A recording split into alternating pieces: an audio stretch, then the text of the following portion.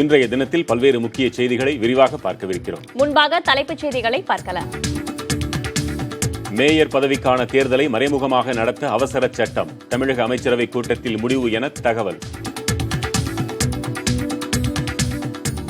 தமிழகத்தில் பழைய சொத்து வரி முறையே தொடரும் என அமைச்சர் SP வேலுமணி அறிவிப்பு. உயர்த்தப்பட்ட சொத்து வரியை குறைப்பதற்காக குழு அமைக்கப்பட்டிருப்பதாகவும் பேட்டி. தமிழகத்தில் ஒரு சில இடங்களில் இடி மின்னலோடு கனமழை பெய்யக்கூடும், சென்னையில் இடியுடன் மழைக்கு வாய்ப்பு என சென்னை வானிலை ஆய்வு மையம் தகவல்.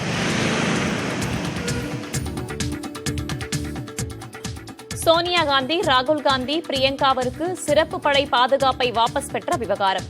விவாதிக்க அனுமதி மறுத்ததால் மக்களவையிலிருந்து காங்கிரஸ், திமுக வெளிநடப்பு.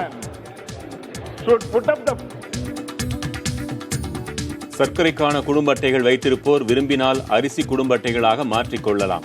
பொதுமக்களின் கோரிக்கையை ஏற்று தமிழக அரசு அறிவிப்பு. ரஜினியுடன் இணைய வேண்டிய அவசியம் ஏற்பட்டால் இணைவேன், மக்கள் நீதி மய்யம் கட்சித் தலைவர் கமல்ஹாசன் பேட்டி. இவை தவிர சபரிமலைக்கு சென்ற 12 வயது சிறுமி தடுத்து நிறுத்தம் மற்றும்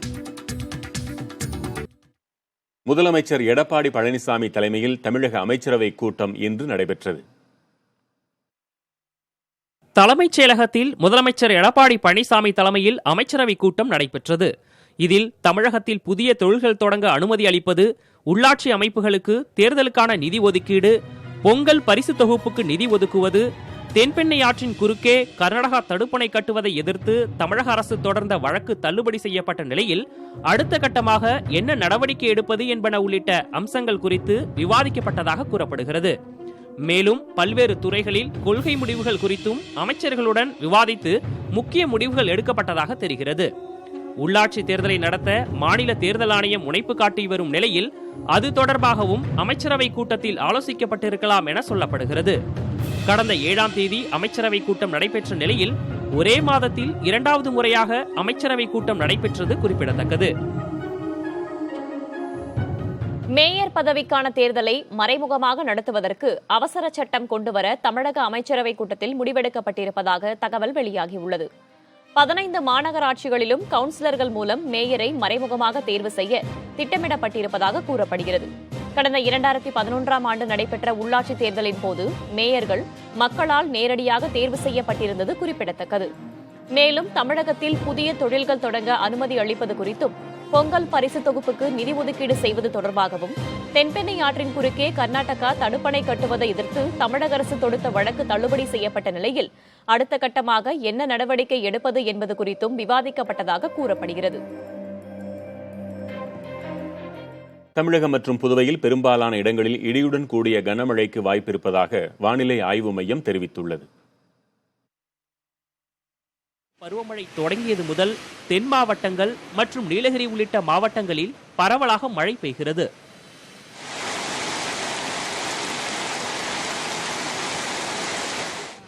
சென்னையில் இடைவெளி விட்டு அவ்வப்போது மழை பெய்கிறது.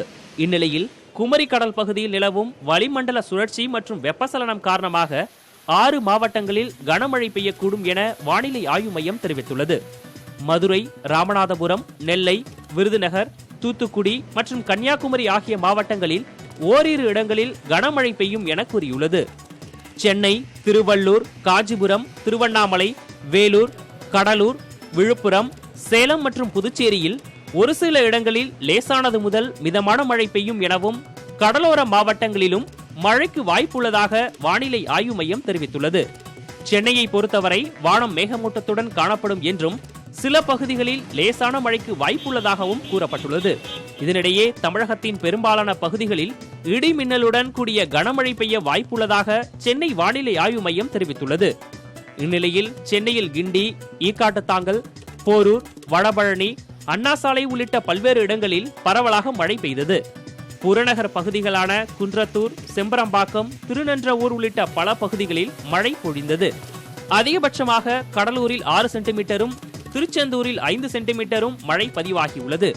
புதுக்கோட்டை மாவட்டம் ஆலங்குடியில் 4 சென்டிமீட்டர் மழை பதிவாகியுள்ளது.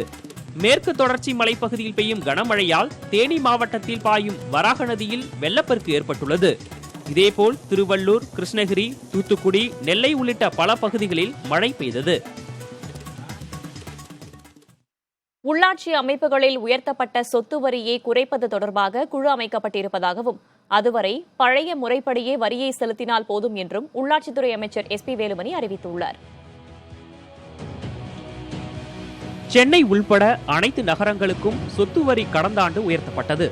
மாநகராட்சி, நகராட்சி உள்பட அனைத்து பகுதிகளிலும் உள்ள சொத்துக்களின் வரி 50% முதல் 100% வரை உயர்த்தப்பட்டது.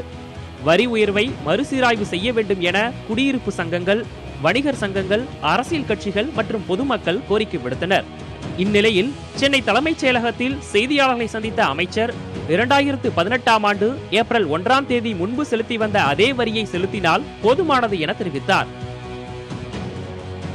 15 மாநகராட்சிகள், 121 நகராட்சிகள் மற்றும் 528 பேரூராட்சிகளில் சொத்து வரி சீராய்வுக்கு முன்னர், அதாவது 1/4/2018 அன்று செலுத்தி வந்த அதே சொத்து வரி தான் நகர்ப்புற உள்ளாட்சி அமைப்புகளில் கட்டட உரிமையாளர்கள் செலுத்தினால் போதும். பல்வேறு கோரிக்கைகள் தொடர்ந்து வந்துட்டு இருந்தது. அதனால் இதை நம்ம இப்போ நிறுத்தி வச்சு குழு ஆராய்ந்த பின்னால் இதுக்கு மற்றபடி இதுக்கும் நம்ம தேர்தலுக்கு சம்பந்தம் இல்லை. கடந்த ஆண்டு ஜூலை மாதம் முதல் சொத்து வரி உயர்த்தப்பட்டது. 1998ஆம் ஆண்டிற்கு பிறகு சொத்து வரியை உயர்த்தி நடவடிக்கை எடுக்கப்பட்டது. சொந்தமாக வீடு வைத்திருப்போருக்கு 50%, வாடகை வீடுகள் மற்றும் வணிக கட்டிடங்களுக்கு 100% சொத்து வரி உயர்த்தப்பட்டது. உதாரணமாக சென்னையில் 2018ஆம் ஆண்டில் உயர்த்தப்பட்ட வரி விவரங்களை பார்க்கலாம். சென்னை KK நகரில் 540 சதுர அடி வீடு வைத்துள்ளவர்கள் 391 ரூபாய் வரியாக கட்டிய நிலையில் வரி உயர்வுக்கு பின் 591 ரூபாய் செலுத்தினர். மேற்கு அண்ணா நகரில் 932 சதுர அடி வீட்டிற்கு 1135 ரூபாய் செலுத்திய நிலையில் 1710 ரூபாய் வரி செலுத்தப்பட்டது. இதேபோன்று திருவான்மியூரில் 1200 சதுர அடி வீட்டிற்கு 1218 ரூபாயாக இருந்த வரி 1827 ரூபாயாக அதிகரிக்கப்பட்டது. தியாகராய நகரில் 2400 சதுர அடி வீட்டிற்கான வரி 9434 ரூபாயிலிருந்து 14434 ரூபாயாக உயர்த்தப்பட்டது. இந்த நிலையில் பழைய சொத்து வரியே தொடரும் என்றும் கூடுதலாக செலுத்தப்பட்ட வரி அடுத்தடுத்த அரையாண்டுகளில் ஈடு செய்யப்படும் எனவும் அமைச்சர் SP வேலுமணி கூறியுள்ளார். சர்க்கரையை மட்டுமே வாங்கும் குடும்ப அட்டைகளை வைத்திருப்பவர்கள் அதை அரிசியை பெறக்கூடிய குடும்ப அட்டைகளாக மாற்றிக்கொள்ளலாம் என்று தமிழக அரசு அறிவித்துள்ளது. தமிழகத்தில் பொது விநியோக திட்டத்தில் சர்க்கரை குடும்ப அட்டைகளை வைத்திருப்பவர்கள் விரும்பினால் தங்கள் குடும்ப அட்டையை அரிசி அட்டையாக மாற்றம் செய்து கொள்ளலாம் என உணவு மற்றும் நுகர்பொருள் வழங்கல் துறை அமைச்சர் காமராஜ் அறிவித்துள்ளார். சர்க்கரை அட்டைதாரர்களின் கோரிக்கையை ஏற்று அவர்களின் அட்டையை அரிசி பெறும் குடும்ப அட்டைகளாக மாற்ற முதலமைச்சர் ஆணையிட்டிருப்பதாக அமைச்சர் கூறியுள்ளார். அதன்படி விருப்பமுள்ள சர்க்கரை குடும்ப அட்டைதாரர்கள் www.tnpds.gov.in என்ற இணையதளத்தில் வரும் 26ஆம் தேதி வரை விண்ணப்பிக்கலாம் என்று குறிப்பிடப்பட்டுள்ளது. சம்பந்தப்பட்ட வட்ட வழங்கல் அலுவலர்கள் மற்றும் உதவி ஆணையர்களிடமும் விண்ணப்பத்தை சமர்ப்பிக்கலாம் என்றும் அமைச்சர் காமராஜ் தெரிவித்துள்ளார். விண்ணப்பங்கள் மீது தகுதியின் அடிப்படையில் உரிய நடவடிக்கைகள் எடுக்கப்படும் என்றும் அவர் உறுதியளித்துள்ளார். தற்போதைய நிலவரப்படி தமிழகத்தில் பொது விநியோக திட்டத்தில் அனைத்து பொருட்களும் கிடைக்கக்கூடிய 77,81,055 PHH குடும்ப அட்டைகள் உள்ளன. அனைத்து பொருட்களுடனும் 35 கிலோ அரிசி பெற தகுதியான PHH AAY குடும்ப அட்டைகள் 18,64,600 உள்ளன. இவை தவிர 92,49,207 அரிசி அட்டைகளும் 10,12,630 சர்க்கரை அட்டைகளும் பயன்பாட்டில் உள்ளன. எந்த பொருட்களும் விநியோகிக்கப்படாத NPHH-NC குடும்ப அட்டைகளின் எண்ணிக்கை 46,189 என மொத்தம் தமிழகத்தில் 1,99,53,681 குடும்ப அட்டைகள் பயன்பாட்டில் உள்ளன.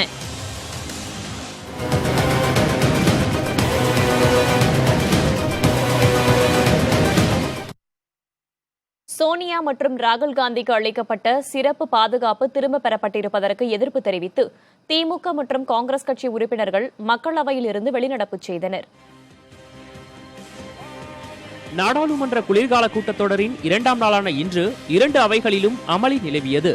டெல்லி ஜவஹர்லால் நேரு பல்கலைக்கழக விவகாரம் தொடர்பாக இந்திய கம்யூனிஸ்ட் எம்பி பினோய் விவாதிக்க கோரியதை அடுத்து மாநிலங்களவை மதியம் 2 மணி வரை ஒத்திவைக்கப்பட்டது. சோனியா மற்றும் ராகுலுக்கு எஸ்பிஜி பாதுகாப்பு விலக்கப்பட்டதற்கு திமுக உறுப்பினர்கள் மக்களவையில் கடும் எதிர்ப்பு தெரிவித்தனர். காங்கிரஸ் தலைவர் சோனியா காந்தி, ராகுல் காந்தி ஆகியோருக்கான பாதுகாப்பு குறைக்கப்பட்டது குறித்து விவாதிக்க ஒத்திவைப்பு தீர்மானத்தை காங்கிரஸ் கட்சி சபாநாயகர் ஓம் பிர்லாவிடம் ஏற்கனவே அளித்திருந்தது. இந்த நிலையில் காங்கிரஸ் அளித்த ஒத்திவைப்பு தீர்மானத்தை சபாநாயகர் அனுமதிக்காத நிலையில் காங்கிரஸ், திமுக உறுப்பினர்கள் வெளிநடப்பில் ஈடுபட்டனர்.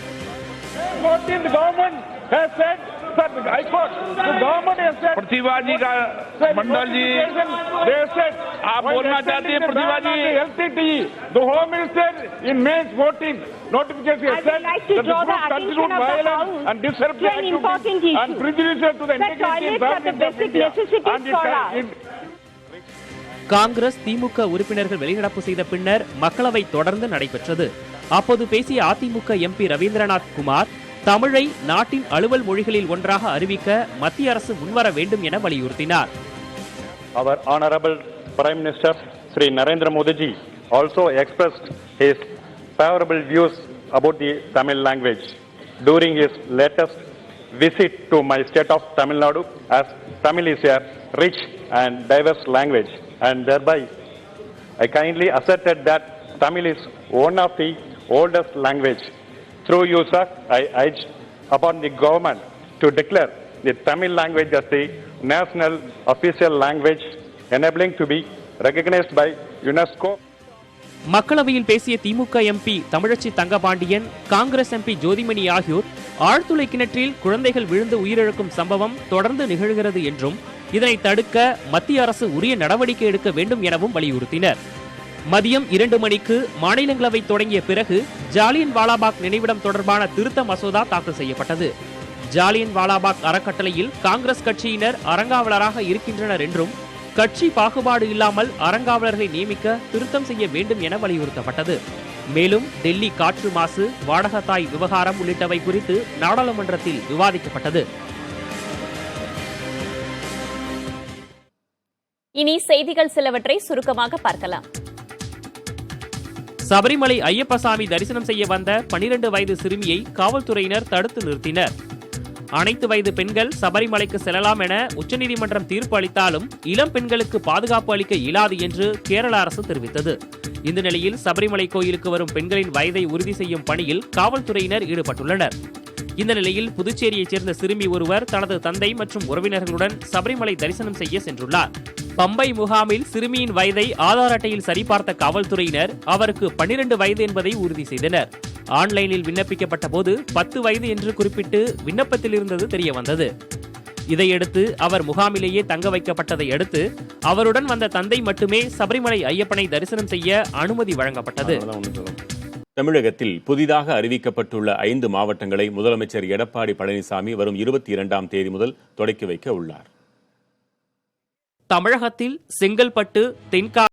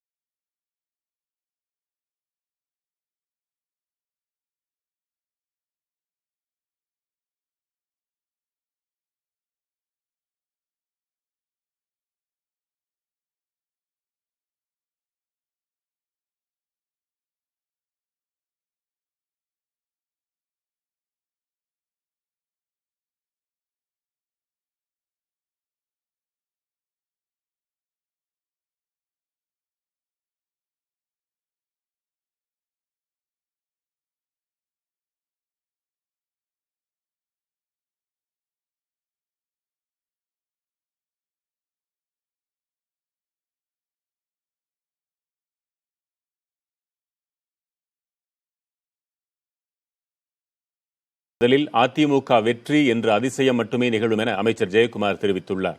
சென்னையில் செய்தியாளர்களை சந்தித்த அவர் நடிகர் ரஜினிகாந்தின் கருத்தை விமர்சித்து இவ்வாறு பேசினார்.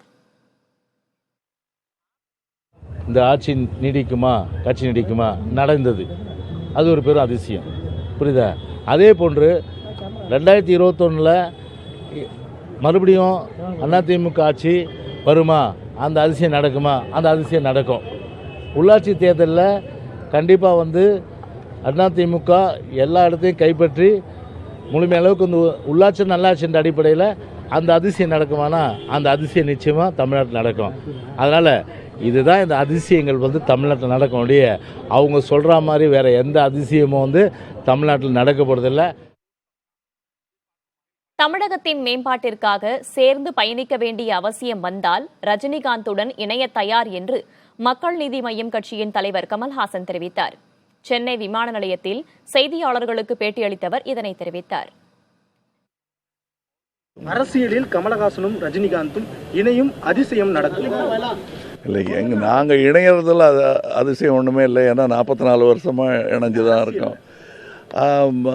அதில் இணையும் அவசியம் வந்தால் கண்டிப்பாக சொல்கிறோம். அது இப்போ வேலை தான் முக்கியம், இது பேசிகிட்டு இருக்கிறது முக்கியம். சேர்ந்து பயணிப்பது என்பது தமிழகத்தின் மேம்பாட்டுக்காக சேர்ந்து பயணிக்க வேண்டி வந்தால் பயணிப்போம். தென்பெண்ணை ஆற்றின் கிளை ஆறான மார்க்கண்டேயன் ஆற்றில் கர்நாடக அரசு கட்டியுள்ள தடுப்பணையால் தமிழக விவசாயிகள் கடும் அதிர்ச்சி அடைந்துள்ளனர். தடுப்பணை கட்ட தடையில்லை என்ற உச்சநீதிமன்றத்தின் உத்தரவு குறித்து சீராய்வு மனு தாக்கல் செய்ய வேண்டும் என்று கோரிக்கை விடுக்கின்றனர் விவசாயிகள். கர்நாடக மாநிலம் நந்திமலையில் உற்பத்தியாகும் தென்பெண்ணை ஆறு பெங்களூரு புறநகர் பகுதி வழியாக ஒசூர் அருகே கொடியாலம் என்கிற இடத்தில் நுழைந்து தமிழகத்தின் கிருஷ்ணகிரி, தருமபுரி, திருவண்ணாமலை, விழுப்புரம், கடலூர் ஆகிய 5 மாவட்டங்களை கடந்து கடலில் கலக்கிறது.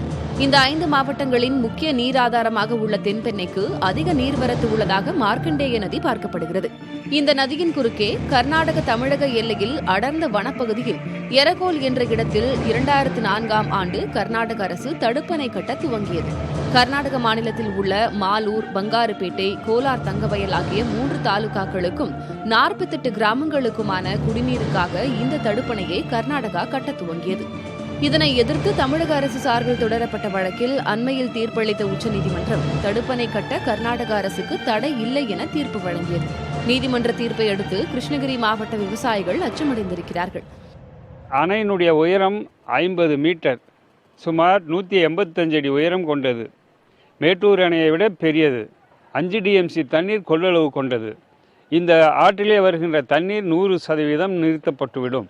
அப்படி நிறுத்தப்பட்டால் தென்பெண்ணை ஆற்று படுகையிலே இருக்கின்ற அத்துணை நிலங்களும் இரவை புற மானாவாரியாக மாறும். மரங்கள் எல்லாம் காய்ந்து போகும். குடிநீர் பஞ்சம் ஏற்படும். கால்நடைகள் வளர்க்க முடியாது.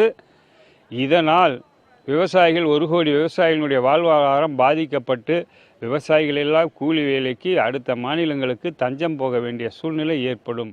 நீதிமன்றம் என்ன சொல்லுதுன்னா, தென்பெண்ணை ஆற்றின் குறுக்கே அணை கட்டிக்கொள்ளலாம் கர்நாடகம் என்று சொல்லியிருக்கிற காரணத்தால் இந்த சந்தர்ப்பத்தை பயன்படுத்தி கொண்டு தென்பெண்ணை ஆற்றின் குறுக்கே கர்நாடக எல்லையில் அணையை கட்டி முடித்து விட்டால், அதாவது கொடியால் அணை காலி, இது கிழவரப்பள்ளி அணை காலி, கேஆர்பி அணை காலி, ஈச்சம்பாடி அணை காலி, அதே போல் பாம்பாடு அணை காலி, பாரூர் அணை அது காலி, அடுத்து சாத்தனூர் அணை காலி, இவ்வளவும் காலியாகும்.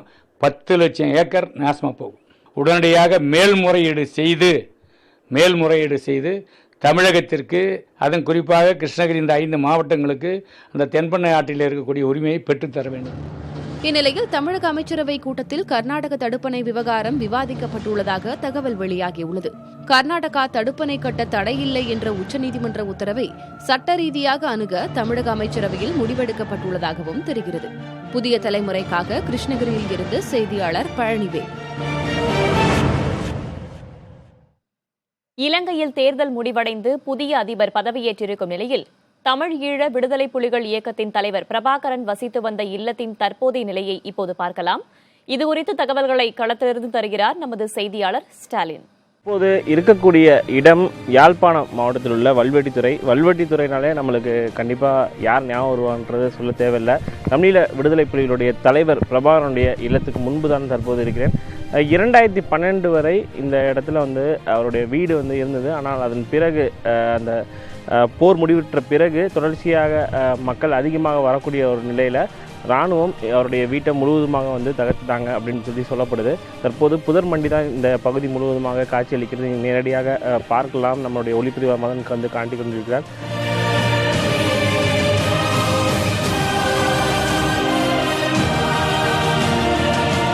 வல்வெட்டித்துறைன்றது யாழ்ப்பாணம் மாவட்டத்தில் இருக்கக்கூடிய ஒரு கடலோர கிராமம். அந்த கடலோர கிராமத்தை பொறுத்தவரை அதிகமாக தமிழர்கள் வசிக்கக்கூடிய பகுதி வல்வெட்டித்துறை தம்பி பிரபாகரன் அவருடைய இல்லத்துக்கு முன்பு தான் தற்போது இருந்து கொண்டிருக்கோம். நிச்சயமாக இந்த இடம் என்பது வரலாற்று முக்கியத்துவம் வாய்ந்த ஒரு இடமாக தான் பார்க்கப்படுகிறது. புதிய தலைமுறைக்காக ஒளிப்பதிவாளர் மதனுடன் ஸ்டாலின். முரசொலி அலுவலகம் அமைந்துள்ள இடம் பஞ்சமி நிலம் என்ற புகார் குறித்த விசாரணைக்கு திமுகவின் அமைப்பு செயலாளர் RS பாரதி ஆஜரானார். பின்னர் செய்தியாளர்களிடம் பேசிய அவர் வழக்கு முடிவுக்கு வந்துவிட்டதாகவே கருதுவதாக கூறினார். பாஜக மாநில செயலாளர் ஸ்ரீனிவாசன் தேசிய பட்டியலினத்தவர் ஆணையத்தில் அளித்த புகாரின் பேரில் முரசொலியின் நிர்வாக இயக்குநர் உதயநிதி ஸ்டாலினுக்கு நோட்டீஸ் அனுப்பப்பட்டது. அதன் பேரில் முரசொலி அறக்கட்டளையின் அறங்காவலர் என்ற முறையில் திமுக அமைப்பு செயலாளர் RS பாரதி ஆணையத்தின் முன் ஆஜராகி விளக்கமளித்தார். பின்னர் செய்தியாளர்களிடம் பேசிய அவர் தாங்கள் உரிய ஆவணங்களை சமர்ப்பிப்பதற்காக கொண்டு வந்ததாகவும், ஆனால் புகாரை அளித்த ஸ்ரீனிவாசன் எந்த ஆவணத்தையும் அளிக்காமல் அவகாசம் கேட்டதாகவும் கூறினார். தமிழக அரசின் தலைமைச் செயலாளரும் அவகாசம் கேட்டிருப்பதாக அவர் கூறினார். மேலும் புகாரை விசாரிக்க ஆணையருக்கு அதிகாரம் இல்லை என்றும் RS பாரதி தெரிவித்தார். பஞ்சமி நிலமா இல்லையா என்று தேடுவதற்கு நடிகர் ரஜினிகாந்த் செய்தியாளர்களை சந்திக்கிறார். பார்க்கலாம். மக்களுடைய நலனுக்காக நானும் கமலர்களும் இணைய வேண்டிய சூழ்நிலை ஏற்பட்டால் நிச்சயமாக இணைவோம்.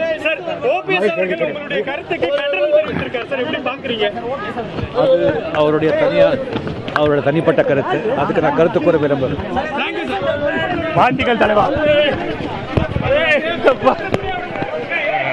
விமான நிலையத்தில் ரஜினிகாந்த் செய்தியாளர்களை சந்தித்ததாக தெரிகிறது. உரிய விவரங்களை பின்னர் வரும் செய்திகளில் நாம் பார்க்கலாம். ரஜினிகாந்த் செய்தியாளர்களை சந்தித்ததில் கூறிய கருத்துக்கள் என்ன என்பதை மீண்டும் ஒருமுறை நாம் பார்க்கவிருக்கிறோம். அண்மை காலமாகவே ரஜினிகாந்தின் அரசியல் பயணம் குறித்த கேள்விகள் எழுப்பப்பட்டுக் கொண்டே வருகின்றன. அவர் பேசும் ஒவ்வொரு இடத்திலும் அவர் கூறும் ஒவ்வொரு சொல்லுக்கும் பொருள் கற்பித்துக் கொண்டே இருக்கப்படுகிறது. மேலும் அவர் முன்னொன்றும் பின்னொன்றுமாக பேசுவதை வைத்து பார்க்கும் பொழுது பல்வேறு ஊகங்களுக்கும் விவாதங்களுக்கும் அது வழிவகுப்பதாக தெரிவதால் அவர் எங்கு பேசினாலும் அவர் பேசுவதை கவனிப்பதற்கு ஏராளமான பத்திரிகையாளர்கள் அவர்களை சூழ்ந்த வண்ணம் இருக்கின்றனர். இணைய வேண்டிய சூழ்நிலை ஏற்பட்டால் நிச்சயமாக இணைவோம்.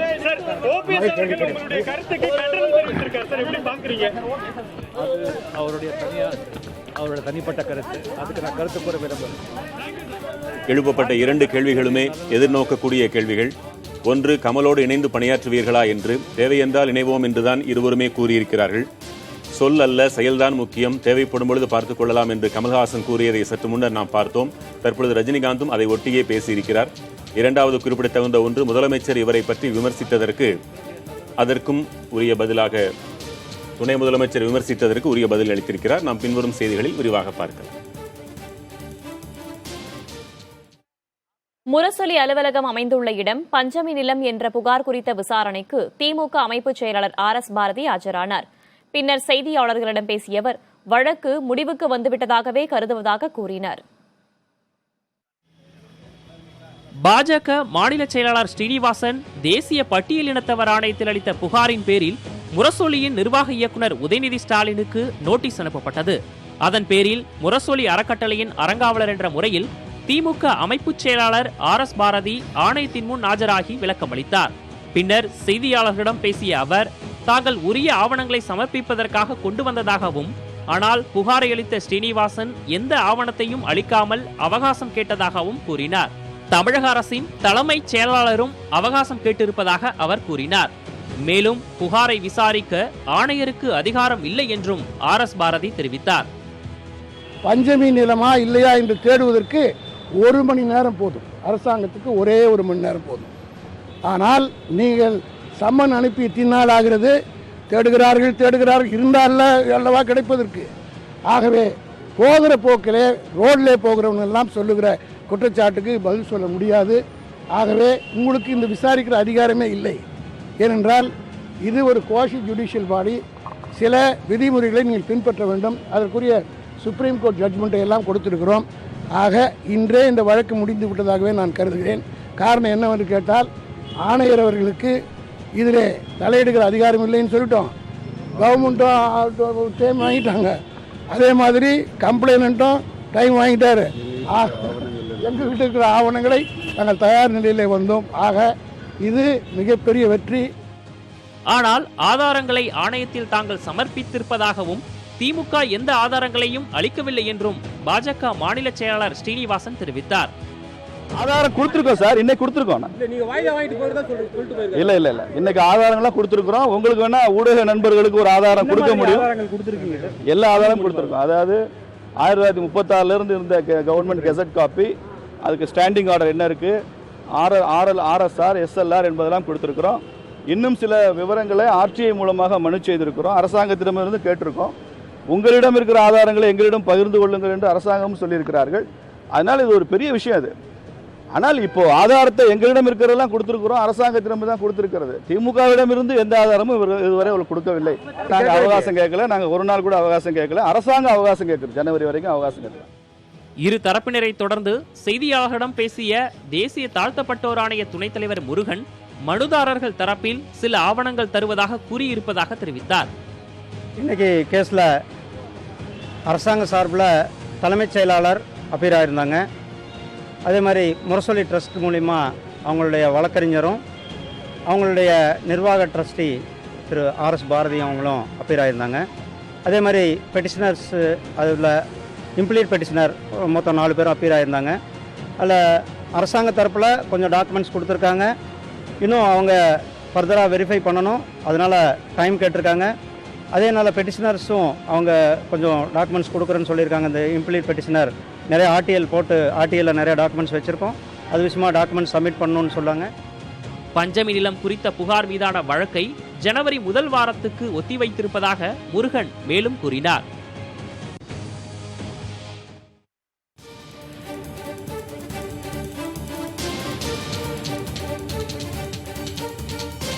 கமலுடன் இணையும் சூழ்நிலை ஏற்பட்டால் இணைவோம் என்று ரஜினிகாந்த் கூறியதை நாம் குறிப்பிடத்தகுந்த செய்தியாக பார்த்துக் கொண்டிருக்கிறோம்.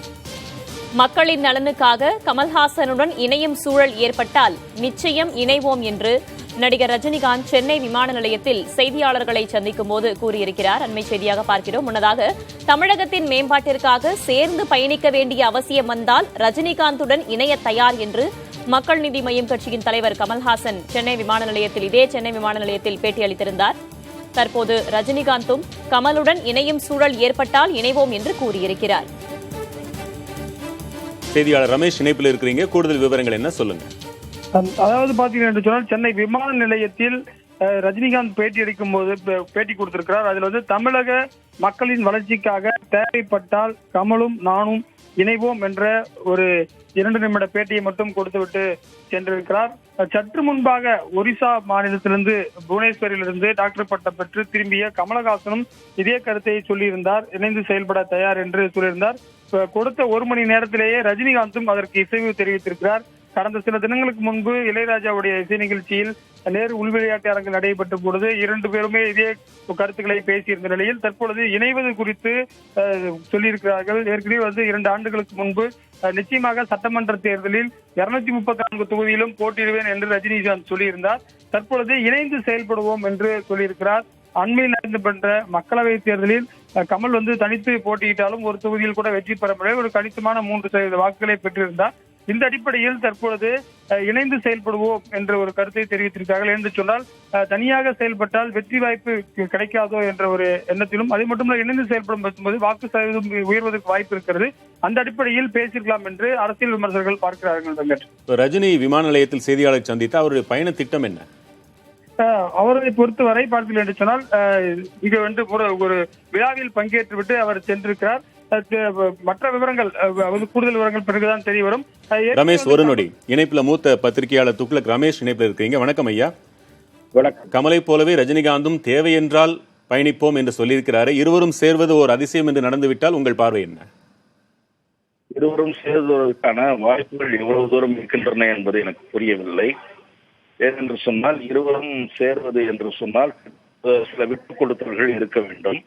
அந்த விட்டுக் கொடுத்தல்கள் நிகழ்ந்துவிட்டால் தமிழக அரசியலில் அது ஒரு மாற்று சக்தியாக நிச்சயமாக மக்களால் பார்க்கப்படும். மாற்று அரசியலை விரும்புகிற பெருவாரியான வாக்காளர்கள் அந்த அணியை ஆதரிப்பதற்கான வாய்ப்புகள் அதிகம் என்றுதான் நான் கருதுகிறேன். ஒருவேளை இவர்கள் விரும்பாவிட்டாலும் இணையாமல் இருக்க வாய்ப்புண்டா? எதிரிகள் பலமானவர்களாக இருக்கின்ற நிலையில் புரியவில்லை நீங்கள் கேட்கின்ற. இவர்களை எதிர்த்து நிற்கக்கூடியவர்கள் திராவிட கட்சிகள், இருவரும் திராவிட கட்சிகள், பல பத்தாண்டுகள் களம் கண்டவர்கள். இவர்கள் வேண்டாம் என்று நினைத்தாலும் கூட இணையாமலேயே அவர்களை எதிர்க்க முடியுமா? இல்ல, அதாவது சித்தாந்த ரீதியாக இருவருக்கும் இடையில் சில வேறுபாடுகள் உண்டு. ஆனால் இரண்டு திராவிட கட்சிகளும் தொடர்ந்து இருவரையும் சீண்டிக் கொண்டே இருக்கின்றன. திரைத்துறையை சேர்ந்தவர்களை குறைவாக மதிப்பிட்டு பேசுவதை இரண்டு கட்சிகளும் தொடர்ந்து கடைபிடித்து வருகின்றன. இவர்களுக்கு என்ன அரசியல் தெரியும், என்ன அரசியல் புரிதல் இருக்கிறது என்பது மாதிரியான விமர்சனங்களை தொடர்ந்து முன்வைத்து வருகின்றன. அப்படிப்பட்ட நிலையில் திரைத்துறையினர் சேர்ந்து ஒன்றுபட்டு நீங்கள் இருவரும் இணைந்து செயல்பட வேண்டும் என்கிற கோரிக்கையை வலியுறுத்தக்கூடும். ஏற்கனவே எஸ் ஏ சந்திரசேகர் அதை வெளிப்படுத்தி இருக்கிறார். எஸ் ஏ சந்திரசேகரை தவிர வேறு சிலரும் தனிப்பட்ட முறையில், வேறு ஓரிருவரும் எனக்கு தெரிந்த வகையில் தனிப்பட்ட முறையில் இருவரிடமும் நீங்கள் இணைந்து செயலாற்ற வேண்டும் என்று கேட்டுக்கொண்டிருக்கிறார்கள். ஆகவே இப்படிப்பட்ட சூழ்நிலையை திராவிட இயக்கங்களே கூட தொடர்ந்து நிர்பந்தத்தால் உருவாக்கி வருகின்றன. அப்படி ஒரு சூழ்நிலை உருவாகுமானால் அது நிச்சயமாக வலிமையாகத்தான் பார்க்கப்படும். ஆனால் இதுல என்ன நெருடல் வரும் என்று சொன்னால், திரு ரஜினிகாந்தை ஆதரிப்பவர்கள் திரு ரஜினிகாந்த் தான் முதலமைச்சர் வேட்பாளர் என்று வலியுறுத்தக்கூடிய ஒரு சூழ்நிலை உருவாகும். ஆகவே அந்த சிக்கல் தீர்க்கப்படுமானால் இருவருடைய உடன்பாடு ஏற்படுவது உருவாகும்.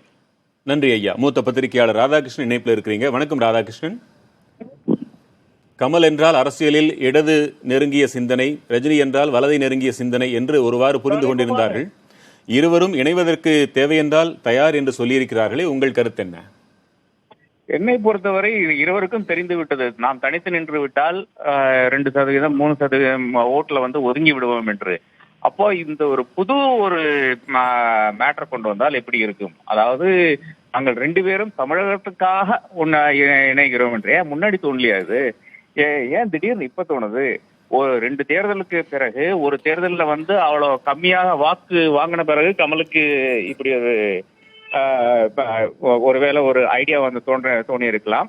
ரஜினியுடைய பிரச்சனை இதுதான். ரஜினி இன்னும் கட்சியே ஆரம்பிக்கலையே, அதுக்குள்ளால பொண்ணா நிக்க போறேன் என்னெல்லாம் சொல்றதுல எனக்கு பெரிய உடன்பாடு கிடையாது. முதல்ல அவர் கட்சி ஆரம்பிக்கட்டும். அதன் பிறகு இவர் தனித்து நிக்கிறாரா இல்ல கூட்டணியில் நிக்கிறாராங்கிறத அவர் முடிவு செய்யட்டும். முன்னாடி பேசும்போது அவர் சொல்லியிருக்காரு தனித்து 234 இடத்துலயும் போட்டியிடுவோம் சொல்லியிருக்காரு. அப்ப அதே என்னாச்சுன்ற கேள்வியும் இருக்கிறது. முதலமைச்சரும் சரி, துணை முதலமைச்சரும் சரி, ரஜினிகாந்தை இப்பொழுது தீவிரமாக விமர்சிக்கும் போக்கு தெரிகிறதே, அது ரஜினிக்கு எவ்வளவு உதவியாக இருக்கும் நினைக்கிறீங்க? அதுதான் ரஜினிக்கு ஒரு பெரிய பலமா இருக்கு. ஏதோ ரஜினியை ஒரு பெரிய ஒரு த்ரெட்டாக எடுத்துக்கொண்டு இவர்கள் ரெண்டு பேரும் சரி, விஜயகுமாரும் சரி பேசிக் கொண்டிருக்கிறார்களே, அதைதான் ரஜினியுடைய வளர்ச்சிக்கு காரணமாக இருக்கும் என்று நான் காண்கிறேன். இது முக்கியமாக இந்த அரசாங்கத்தினுடைய, இல்லையென்றால் அரசாங்கத்தில் இருக்கின்ற நபர்களுடைய அந்த இன்செக்யூரிட்டியும் அந்த லேக் ஆஃப் கான்பிடன்ஸையும் காமிக்கிறதாக உணர்த்துவதாகத்தான் நான் பார்க்கிறேன். இதை தவிர்த்து விட்டால் நிச்சயமாக ரஜினி ஒரு பெரிய பொருட்டாக அரசியலுக்கு வரக்கூடிய அந்த சூழல் கூட இல்லை என்று தான் காண்கிறேன். நன்றி திரு ராதாகிருஷ்ணன். இணையும் சூழல் ஏற்பட்டால் இணைவோம் என்று நடிகர் ரஜினிகாந்தும் கமல்ஹாசனும் தனித்தனியே கூறியிருக்கிறார்கள். அந்த செய்தியாளர் சந்திப்பை மீண்டும் ஒருமுறை தற்போது பார்க்கலாம். மக்களுடைய நலனுக்காக நானும் கமலர்களும் இணைய வேண்டிய சூழ்நிலை ஏற்பட்டால் நிச்சயமாக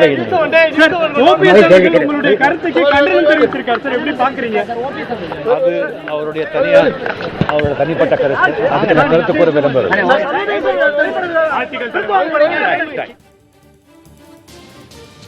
அரசியலில் கமலஹாசனும் ரஜினிகாந்தும் இணையும் அதிசயம் நடக்கும். இல்லை, நாங்கள் இணையறதில் அது அதிசயம் ஒன்றுமே இல்லை. ஏன்னா 44 வருஷமாக இணைஞ்சு தான் இருக்கோம். அதில் இணையும் அவசியம் வந்தால் கண்டிப்பாக சொல்கிறோம். அது இப்போ வந்து வேலை தான் முக்கியம், இது பேசிகிட்டு இருக்கிறது முக்கியம். சேர்ந்து பயணிப்பது என்பது தமிழகத்தின் மேம்பாட்டுக்காக சேர்ந்து பயணிக்க வேண்டி வந்தால் பயணிப்பது. அமைச்சர் ஜெயக்குமார் இணைப்பில் வந்திருக்கிறீங்க. இணைப்பிற்கு வந்தமைக்கு நன்றி ஐயா. நன்றிங்க, வணக்கங்க. சொல்லுங்க. முதலமைச்சரும் துணை முதலமைச்சரும் ஒரு கட்டத்தில் ஒன்றாக இணைந்த பொழுது இருவரும் சேர்ந்து விட்டார்கள், மிகப்பெரிய பலம் என்று நீங்களே சொன்னீர்கள்.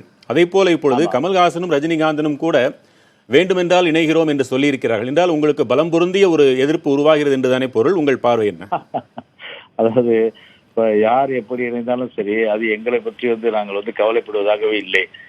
நான் ஏற்கனவே பல முறை சொல்லியிருக்கேன். நான் ரஜினியும் கமலும் சேர்ந்து வந்தாலும் சரி, ரஜினி கமல் விஜயும் மொத்தமா வந்தாலும் சரி, அதை சிங்கிளா எதிர்க்கிறதுக்கு ஒரு திராணி படைத்து தைரியம் கொண்ட ஒரு மாபெரும் இயக்கம் அனைத்து இந்திய அண்ணா திராவிட முன்னேற்ற கழக இயக்கம். எனவே அது பற்றி நான் ஒன்று சொல்றேன். மக்களை பொறுத்தவரை தெளிவா அவர்கள் ஒரு தெளிந்த நிலையில் இருக்கின்றார்கள்.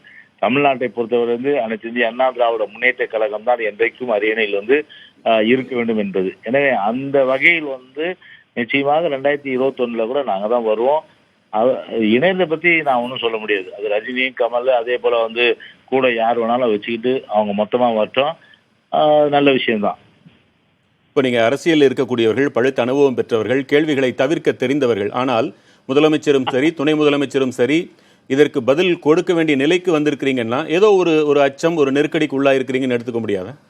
இல்ல, அது மாதிரி நீங்க சொல்றதே தவிர எங்களுக்கு என்ன நெருக்கடி இருக்கு, எங்களுக்கு என்ன அச்சம் இருக்கு? சரி, ஒண்ணு தெரிஞ்சுங்க. நீங்க 1972 அன்னைக்கு ஒரு பெரிய அளவுக்கு திமுக என்ற ஒரு அசுரன், அந்த அசுரனை எதிர்த்து ஒரு வெற்றி கண்ட இயக்கம் அனைத்து இந்திய அண்ணா திராவிட முன்னேற்ற கழக இயக்கம். எவ்வளவோ இன்னல்கள் 72 கட்சி புரட்சிகள் ஆரம்பிக்கும் போது அவரை எப்படியாவது ஒழித்து விட வேண்டும், திண்டுக்கல் எலெக்ஷன்ல அவரை தோக்கடிக்க வேண்டும் என்று சொல்லி இடைத்தேர்தலில் பண பிரயோகம், அதே போன்ற அதிகார துஷ்பிரயோகம் எல்லாத்தையும் பயன்படுத்தினாங்க. ஆனா பயன்படுத்தியும் கூட அன்னைக்கு திமுகவில் அன்னைக்கு வெற்றி பெற முடியல அன்னைக்கு. ஆனா அதிமுக வெற்றிது. அப்படி ஒரு பெரிய வரலாறு அதிமுக உண்டு. அப்படிப்பட்ட எவ்வளவோ பெரிய ஒரு பலமிக்கவர்கள் பலவானவர்கள்லாம் பார்த்து அவங்கெல்லாம் நோவர் ஆன போய்தான் அவர் கட்சியோட மோதி நோவர் ஆகி போனவர்கள் தான் எல்லாம். அதனால எங்களுக்கு அவங்க எல்லாம் ஒண்ணு கொடுத்தோம், எங்களுக்கு அதை பத்தி நோ அப்ஜெக்ஷன். ஆனா எங்களை பொறுத்தவரை ஒரு நிலையை தெளிவா சொல்லணும்னா கண்டிப்பா நல்லது நிறைய செய்யறோம். கண்டிப்பா மக்களுடைய அங்கீகாரம் எங்களுக்கு இருக்கு. ஸோ அதனால அவங்க 10 பேர் வந்தாலும் சரி, 30 பேர் சேர்ந்தாலும் சரி, ஊர் மொத்தமா சேர்ந்தாலும் சரி, எங்களை ஒன்றும் செய்ய முடியாது அப்படின்னு நீங்க சொல்றீங்க. உங்க சக அமைச்சர் ராஜேந்திர பாலாஜி வர வேண்டிய நேரத்தில் அவர் வந்திருந்தாருன்னா நிச்சயமாக வந்திருப்பாருங்க, மாற்றுக்கருத்தை இல்லைன்னு ஒரு பேட்டியில சொன்னார். அன்றைக்கு ஜெயலலிதா உயிரோடு தான் இருந்தார். அமைச்சர்களுக்குள்ளேயே இப்படி மாற்றி மாற்றி கருத்துகள் வருவதும் ஒரு கேள்விக்கு இருக்கிறது. இணைப்பிற்கு உங்கள் கருத்தை பகிர்ந்து கொண்டமைக்கு நன்றி திரு ஜெயக்குமார். உள்ளாட்சி தேர்தலில் போட்டியிட விருப்ப மனு தாக்கல் செய்வதற்கான கால அவகாசத்தை மேலும் ஒரு வாரத்திற்கு திமுக நீட்டித்துள்ளது. திமுக சார்பில் உள்ளாட்சி தேர்தலில் போட்டியிடுவதற்கான விருப்ப மனு வழங்கல் கடந்த 14ஆம் தேதி தொடங்கி நடைபெற்று வருகிறது. விண்ணப்ப படிவங்களை 20ஆம் தேதிக்குள் அளிக்க வேண்டும் என அக்கட்சி மேலிடம் ஏற்கனவே அறிவித்திருந்த நிலையில் அதற்கான அவகாசம் தற்போது நீட்டிக்கப்பட்டுள்ளது. அதன்படி வரும் 27ஆம் தேதி வரை விருப்ப மனுக்கள் வழங்கப்படும் என தெரிவிக்கப்பட்டுள்ளது. மாவட்ட செயலாளர்களின் கோரிக்கையை ஏற்று விருப்ப மனு வழங்கலுக்கான கால அவகாசம் நீட்டிக்கப்பட்டிருப்பதாக திமுக பொதுச் செயலாளர் அன்பழகன் விடுத்துள்ள அறிக்கையில் குறிப்பிடப்பட்டுள்ளது. இணைந்திருங்கள் புதிய தலைமுறையோடு.